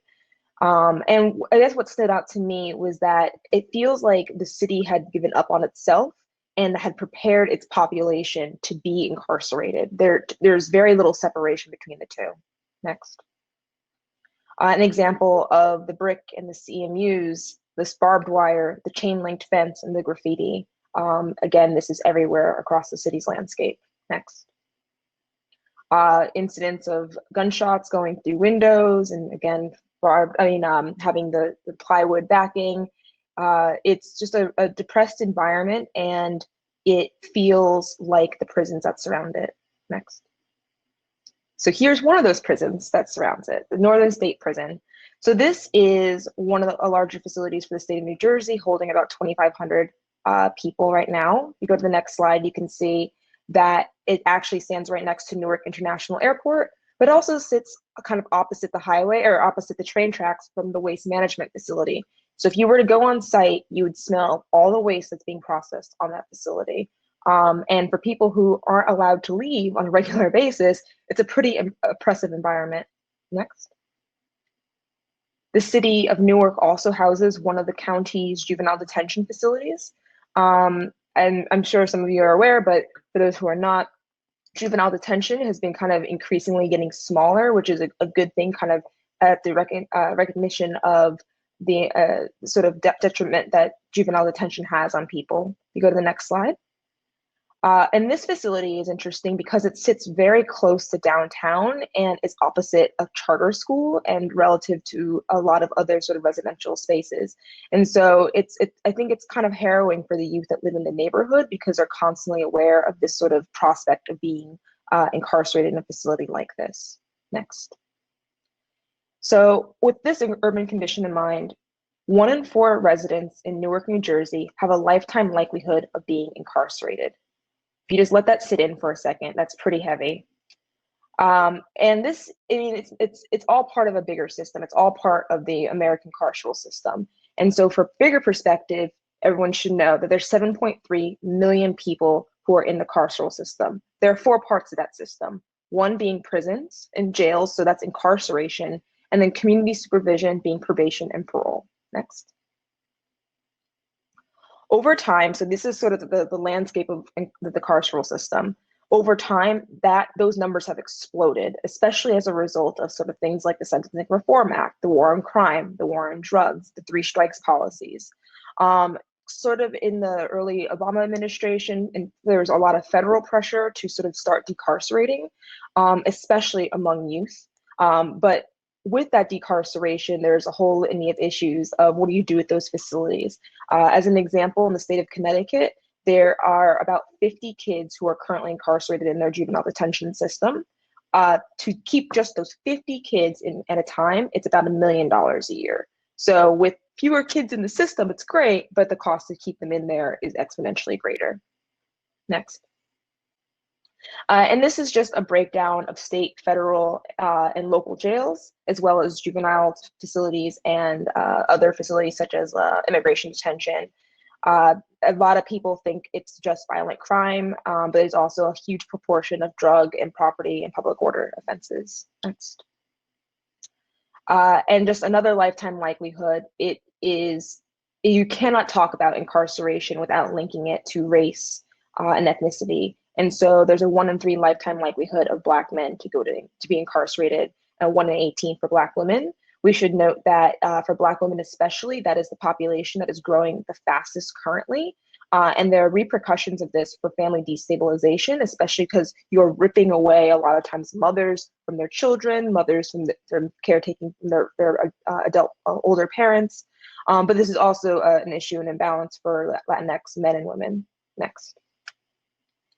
As we said earlier in this talk, 76.6% of people recidivize within 5 years. That is absurd. Given the cost that we are spending to supposedly rehabilitate people, the system's not working. And we should all acknowledge that what we have right now is broken and is functionally flawed. Next. So I wanted to look at what the alternative could be. And I knew, for one, I didn't want it to be a prison. I think that the prison system as a whole is flawed, as I just said. And I think that we need to think about more innovative approaches that allow people to remain in their communities, to keep families stabilized, and to also stabilize communities such as Newark. Next. And I approached the project by thinking about it as a village for restoration and an inoculation for recidivism. The next slide basically walks you through all the things of spatially, aesthetically, materiality of what is currently versus what I aspire to in the future. And just the main things to think about are warmth, brightness, ecology, freedom, advancement. These are all metrics of, for me, what success could be in this new system. Next. I wanted to focus on Newark again because it was the space that inspired me to be an architect. And I want to focus on Baxter Terrace, highlighted here in orange. This particular site is the site of the first public housing project in the city of Newark. If you go to the next slide, you'll see it was this awful brick development built in 1941, which was actually segregated by floor plan. So by floor plate rather, every other floor. So black, white, black, for example. And then the facility was eventually torn down in 2012 because it was overrun by issues of sex trafficking and drugs and gang violence, and has subsequently just stayed vacant in the city. It's a pretty significant parcel and it's relatively close to downtown, but it kind of has this, people don't really want to touch it. No developer has really proposed any efforts on it since then. Next. And so I wanted to create a model that was the village, but the village has three major components. One of rehabilitation, which is restorative justice for me, empowerment, so including places of employment as well as activities, because everybody deserves to have fun, in my opinion, and security through housing. A lot of times we see that in recidivism, people are actually getting picked up and going back to jail or prison because they're unable to secure housing. And housing insecurity in general in major cities is a huge concern. And so I just think that it's important to allow somebody to properly rehabilitate, that they have to feel secure in their environment.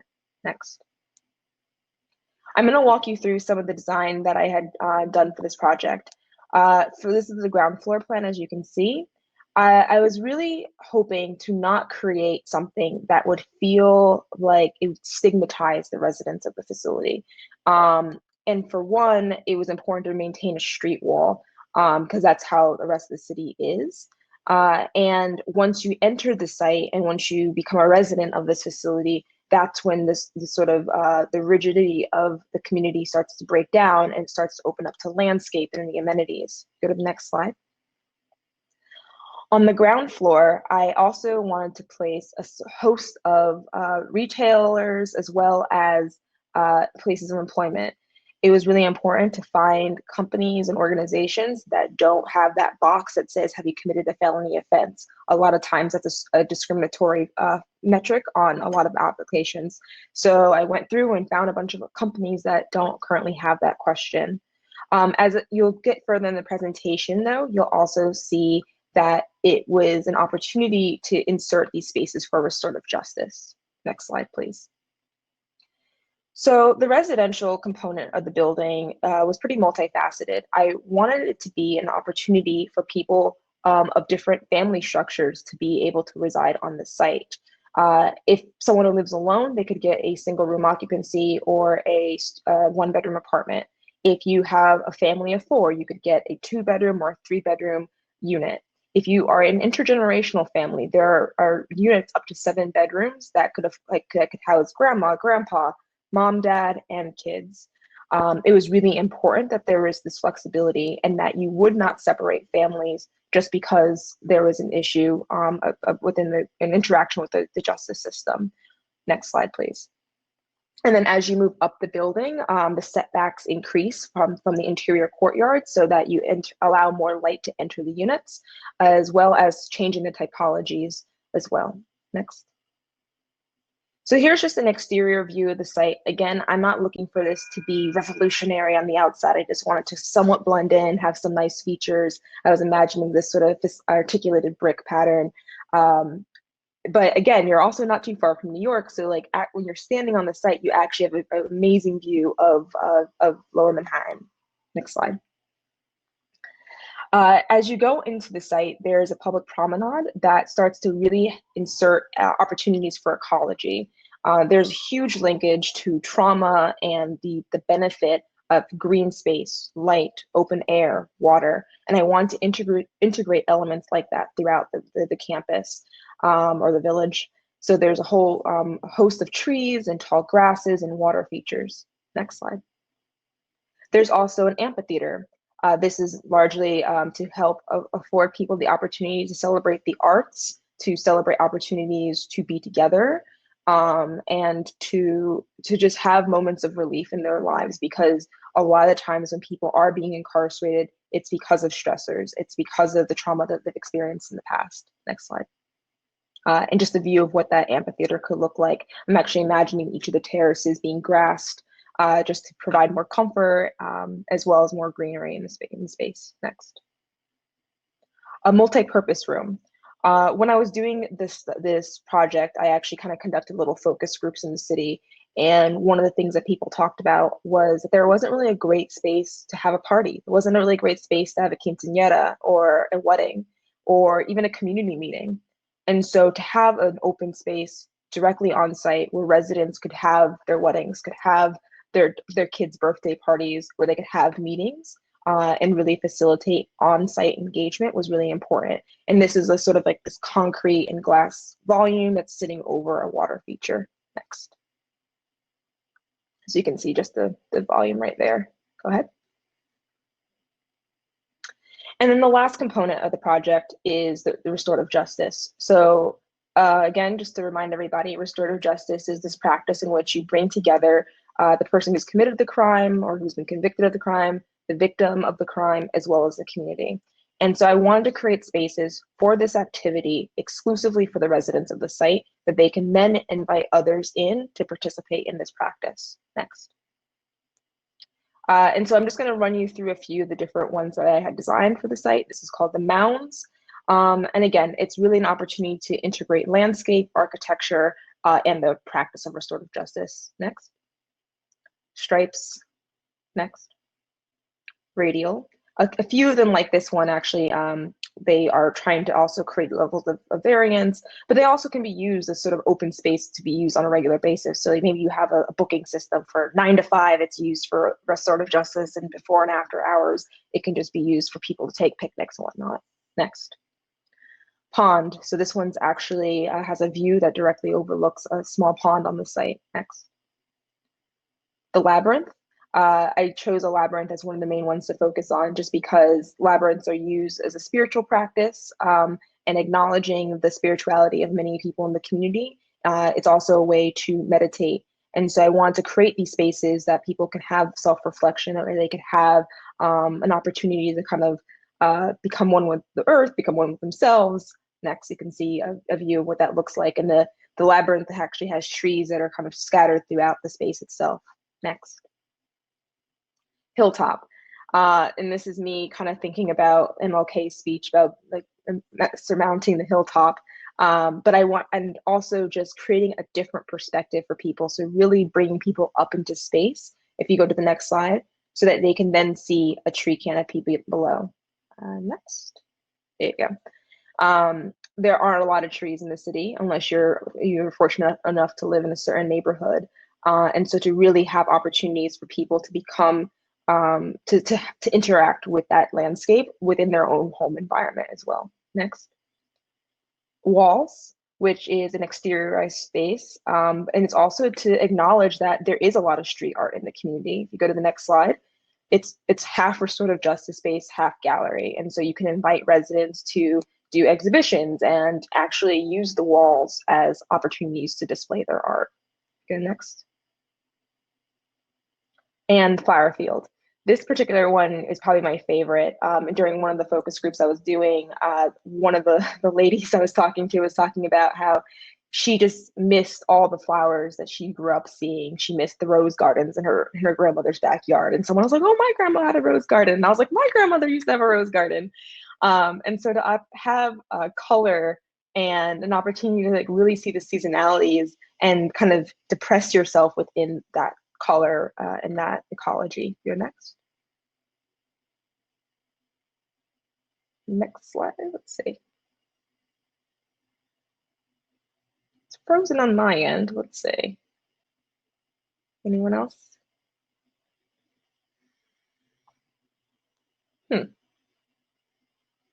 Maybe go back one and then forward. Yeah, it's frozen here. Oh, okay. Well, it's okay. That was basically the end of my presentation. So yeah, that was the end phase. So, but Okay, I'm coming on in.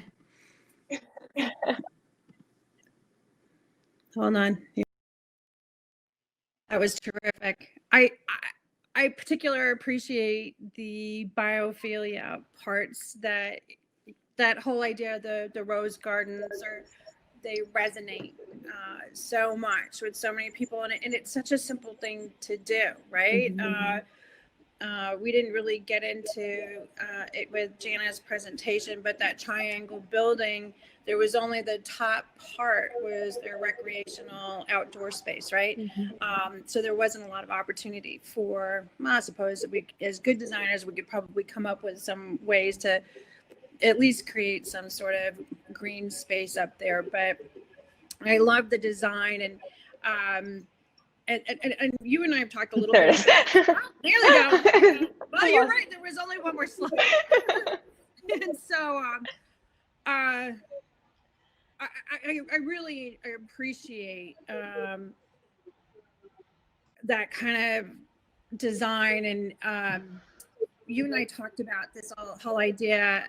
Mayor Menino in Boston had got banned, essentially, the grates on some of the more inner city main streets, if you will. And that was actually the name of the program. And people were panicked that this idea of the grates going away would be like pandemonium. And meanwhile, he was sick and tired of seeing the graffiti, and he had seen it work, I think, in Pennsylvania, where actually crime rate went down. And sure enough, crime rate went down. And so I love the idea of putting the stores around the perimeter and also using that as opportunities to be training, correct? Yeah, absolutely. Yeah. So is there anything else you want to add that we should talk about this afternoon? Well, I mean, just I think everyone so well described how trauma can really influence like people's lives and their outcomes, and just to consider that and as a way to humanize the people who get kind of into this system. I think a lot of times people otherize those who've been incarcerated, and I think it's just really important to centralize their trauma and to centralize them as people who got mixed up or were were sort of systematically oppressed in a way that led them to this life or this condition. Systematically, and also jump in, Christine, if you can. I see you're looking a little fuzzy right now, but it's what was the word that you used? It goes from generation to generation, and that's problematic as well. And and then with Jana's piece, this whole idea of separating people from their family and their friends. And it was interesting. I know that there was a piece just recently in Boston where a man, because of COVID, he had robbed a bank in Boston, or Framingham, I think it was. And he was shipped to some place in the South, and he had no family that came, but because of COVID, they gave him a bus ticket back to Boston and some lunch money, and that was essentially it. And so he came into South Station, and from South Station, I think he was home for maybe like 10 days or so, and then he ended up robbing another bank. And I just thought to myself, they set him up to fail, and that's hard. Go ahead, Christine. One of the things we see all the time is, while incarcerated, there aren't a whole lot of treatment programs or things like that work with individuals. There's a lot of facilities don't even have the funds for therapy or counseling for the people who are incarcerated. So you have this effect of the intergenerational trauma and possibly not having learned the cause and effect in relationship. And you have all of those things that I talked about not being able to regulate your responses and being in a situation where you haven't really learned how to deal with the trauma from the past to have reactions that are seen as socially acceptable. You haven't learned positive self-care mechanisms, all those things that can increase the likelihood of you offending. Then you go into a facility that's corrections, right? To correct behavior. That's the intention. But you go into a facility where there is no real attempt at doing that. And then you come out, and now, as you said, your example was perfect. The person coming out might not have any income, has to check the box that they've been incarcerated, so that's going to keep them from earning an income. They may not have access to identification that's going to keep them from accessing an income. What are we setting them up to do? We're setting them up to fail. And it's seen over and over again. And just in case you're wondering why I said they may not have access to identification, when you go into a facility, you can't have your ID with you. You have to turn it over. So most people, when they report without it. So it could be in somebody's home somewhere. You may not be able to access it. It could be an ex-girlfriend that you're no longer talking to. I've heard of cases where it was in someone's family home and the house burnt down. All sorts of situations where these relationships are being disrupted because, as we said, and I don't know if you were able to follow the chat, there's been a conversation in there about how difficult we make it to visit people who are incarcerated. And so the relationships break down and there's no link to the outside. And it's just a recurring problem. It builds on itself. Right. So we did have a question in the chat, Dana, that I think was directed in a large part to your presentation. Adriana wanted to know, do you think that the belief that by some, or do you think that the belief by some that prison is, quote, better than being in the community, end quote, because the community is so rugged, unkempt, and uncared for? I do not believe in that at all. I would call myself an abolitionist, but I do believe that there are some extreme cases where someone does need to be removed from the household. But I firmly believe that the detriment to the family, the detriment to the individual is far greater than the detriment to like the community at large. And if we're really talking about rehabilitation and we believe that somebody is of worth and that they are of value to society, then we need to keep them in society and help them like get back on their feet. I really think that this notion of retribution is outdated and antiquated, and that it doesn't work. And we have seen for decades that it doesn't work. And I guess there's definitely this sort of, I wouldn't say maybe NIMBYism of people being afraid of people coming into their, or staying in their communities having offended.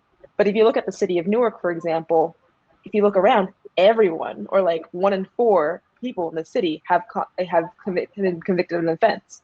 So that is the city at this point. What is the point of removing them? And what is the point of destabilizing their families or removing them from their place of employment or removing them from their education? Those are all things that keep them stable. So that's just my response.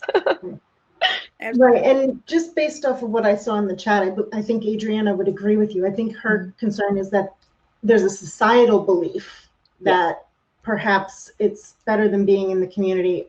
Janet and I had the conversation last night about the belief of 3 hots and a cot. You know, it's so bad out on the streets, especially if you're homeless or you have a mental illness. It might be better for you in a facility where at least you're getting 3 meals a day, a stable place to sleep, you're quote unquote safe.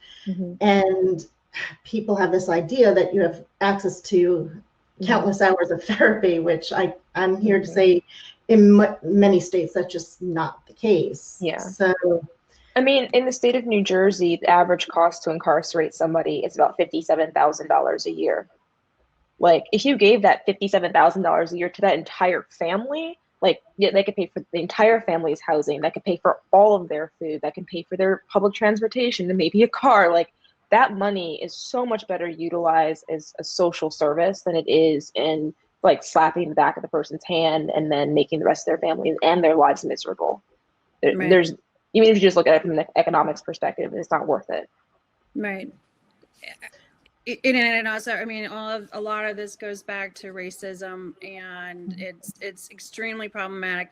Rand Lemley, who I stole this idea from, has now joined into the chat, and one of the things that he has said is incarceration has been used as a weapon of oppression, and the effects are felt by family, friends, and even felt decades later. As Dana mentions, we have other options for reconciliation and that don't involve incarceration, and that is basically like what we're saying here. Enough is enough, and we can do better. So I don't know if there's any other questions, Jana. I know that you're on the you're listening in. Do you want to join in we can only have 3 on a time. I can turn off my camera if you'd like for a minute if you want to jump in. Hold on, here we go. We do have another question that I think Jana and Dana are best to answer. And that came earlier, just after my presentation from Stephanie, that was, has any U.S. jurisdiction asked you to consult on prison remodeling, in quotes? Do you have any outline of what would need to be done to create a trauma-informed facility? And what would these spaces look like? So, great question. In response, the very first piece I would say is I have not been asked to consult on that type of a thing. When I was working for the Vermont Department for Corrections, we did talk about certain things within their facilities that were causing issues to the inmates who were there. And we talked about different things that could be done to mitigate them, but there was no money or anything for a redesign. It was more about behavioral interactions between the people who worked there and the people who were incarcerated there. With that said, Dana and Jana talked a bit about the design of other spaces, and I think our overall push has been for a restorative justice approach as opposed to a correctional facility, but I'll let them take it away from there. Well, back to the consulting portion, I have not, but that's not my full-time job. I work in a different area of architecture right now, but interestingly enough, I visited some places in Canada, in Ontario, Canada, and I met with the designer that was on the team for the corrections department, and she has reached out to me twice. I went back and I discussed some design aspects and other theories with her. So in Canada, yes, but in the United States, no. And I know recently here in Massachusetts, there was a call for proposals to renovate an old facility, but that quickly came to a halt after opposition because it wasn't focused on reform. So in LA County, where I live and work, there is definitely a huge progressive agenda going on right now in the justice system and justice reform. We had a few measures and bond measures that went out this past election. And so I kind of was doing a little bit of work on that for Measure J specifically, which was looking at reallocating the top 10% of county-wide tax revenue to reallocate that to fund alternatives to incarceration, homelessness, housing, and job training programs for Black and Brown people in the county.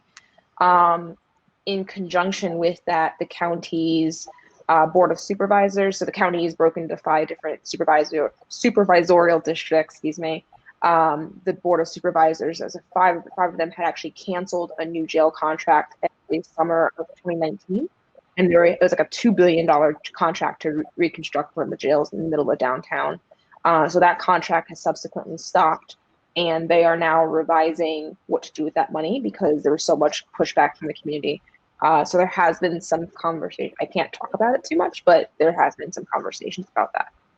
And I think to touch on what these spaces would look like, that's a really difficult thing to define as it would look like this, because I feel that the environments need to be not specified, but adaptable to those who live there, because not everybody likes the same style living and the same spaces. So I think it needs to be adaptable. But I also think it needs to very much reflect what life is like in your home life, but in a positive way. Well, I do know that within the county, one of the things that we're looking at is smaller residential models, which would be like no more than 50 family, or no more than 50 people is kind of like the maximum. And there it would be kind of wraparound services. But I think that the way that the county is attacking it isn't just from from the justice system. It's also looking at homelessness and affordable housing. But it's also because like those populations that are in each of those systems are for the most part one and the same, or there's a lot of interaction between the two. But a lot of it is going to be sort of residential models. All right. Well, I don't know why I'm seeing Christine on the screen. I think it's worth noting, if you guys have any other questions, please put them into the chat box now. I just want to say that Davis had mentioned something that we really have to start demanding more equitable health and well-being opportunities for all. I think, I think COVID has exposed a lot, which I think is kind of interesting. Looks like now we've even lost Christine. Are we just out of time? Demi always like, enough is enough. I'm not too sure. You didn't lose me. I dropped off so you can take the stage. Oh, my apologies. Oh, okay. Well, that was that kind of you. So, all right. So the connection's getting a little bit bad. So I think maybe what we should do is wrap things up a little bit. I just want to end quickly on the James Baldwin quote, which I'm sure you probably have heard quite a bit just recently. All right, so we'll take one last question from Amanda. It's the least I can do. All right, so this question I think is for Dana. Have you seen any examples of progress towards state and municipal governments implementing restorative justice? Or I'll just let that open for the panel. Anybody? Yeah. I mean, in the Bay Area, so like Berkeley, Oakland, San Francisco, they've been moving towards looking at implementing restorative justice models quite a bit. There's an architectural firm run by Deanna Von Buren called Designing Justice, Designing Spaces, or Designing Spaces, Designing Justice, something like that. I'm sorry, Deanna. But they are an organization out of Oakland that kind of works in between research and practice, and they are actually working with those that local municipality, and I think also a little bit in Washington, D.C. as well, if I remember correctly. Also in the state of Vermont, we have 12 restorative justice centers throughout the state. They work as a diversion opportunity for people who have property or drug crimes, and they work a lot with our youth as well. So it's on both fronts. And what they do is they operate with the courts as an alternative to incarceration. And we've seen great success through them. They're working really well. And I'm sure other states have similar diversionary programs. And that's the terms that you'll probably hear them referred to a lot of times as court diversion, or sometimes you'll hear drug court, or we also in Vermont have something called Safe Babies Court, which is a specific opportunity for parents to work with the courts to avoid the criminal justice system and the child welfare system as a means of being able to become safe families for their children. And like I said, they've been wildly successful. Yeah. Okay. Well, I think we should leave it there. Again, what I was going to say is that with James Baldwin's quote, again, it's been all over the place. but I think it resonates for this particular conversation as well, which is not everything that is faced can be changed, but nothing can be changed until it is faced. And I hope that this is a conversation that we will continue to have throughout the next year or so. I just want to do a couple of quick thank yous before we sign out. Obviously, the BAC has Mahesh Das, who's the president, for your understanding and being an incredible leader and forward thinking in this particular area. Eliza Wilson and Kristen Hansen for being fierce advocates for this particular program. Thank you so much for everything that you have done. My panelists today, Jana Belack and Dana McKinney, for your hard work and dedication in this area. I hope it goes unnoticed. I hope it goes noticed for years to come, and it evolves to everything that we can kind of hope and aspire to. Christine Cowart is my co-host, who was my co-host extraordinaire. We've gone through a very long journey together on this, and I couldn't have done it without you. I also want to thank a few people on the way that have also added to this program, although they were not on this particular program. It includes advocates and other designers, even those that might be over those flyover states that didn't think they had a lot to offer. And also Frank Hall, who was too sick to attend today. And last but not least, my co-producer, Caroline Robbins, who's my right-hand person on all of this. And so with that, I will just say thank you very much. I was your host today, Janet Rhodes. And as we say on our Inclusive Designers podcast, stay well and stay well informed. Thank you very much. We'll talk to you later. Bye. Thank you. Thank you. Bye, guys. Bye.